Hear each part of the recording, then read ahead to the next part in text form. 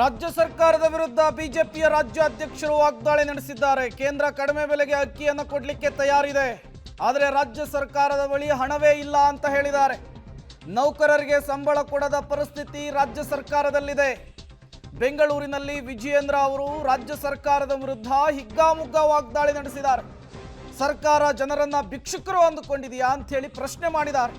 ರಾಜ್ಯ ಸರ್ಕಾರದ ವಿರುದ್ಧ ಬಿಜೆಪಿಯ ರಾಜ್ಯಾಧ್ಯಕ್ಷರು ವಾಗ್ದಾಳಿ ನಡೆಸಿದ್ದು ಹೀಗೆ. ಒಂದು ಕಡೆ ಹೇಳ್ತಾ ಇದ್ದಾರೆ ಸಿದ್ದರಾಮಯ್ಯನವರು, high command is supreme, Congress high command ಏನು ಹೇಳ್ತದೆ ಅದಕ್ಕೆ ನಾನು ಬದ್ಧನಾಗಿರ್ತೇನೆ ಅಂತೇಳಿ ಸಿದ್ದರಾಮಯ್ಯನವರು ಹೇಳ್ತಾರೆ.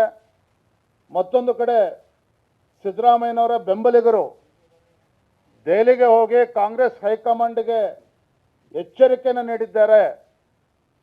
ನಮ್ಮ ಮಾತುಗಳನ್ನು ಕೇಳದೆ ಹೋದರೆ ಅಂದರೆ ಬಿಜೆಪಿಯ ನಾಯಕರುಗಳು ಒಬ್ಬರಾದ್ಮೇಲೊಬ್ರು ಗ್ಯಾರಂಟಿ ವಿಚಾರಗಳನ್ನು ಇಟ್ಕೊಂಡು ಸರ್ಕಾರದ ವಿರುದ್ಧ ಮುಗಿಬೀಳ್ತಾ ಇದ್ದಾರೆ. ಈಗಾಗಲೇ ಆರ್ ಅಶೋಕ್, ಸಿ.ಟಿ. ರವಿ ಅವರು ಮಾತನಾಡಿರೋದನ್ನು ನಾವು ಗಮನಿಸಿದ್ವಿ.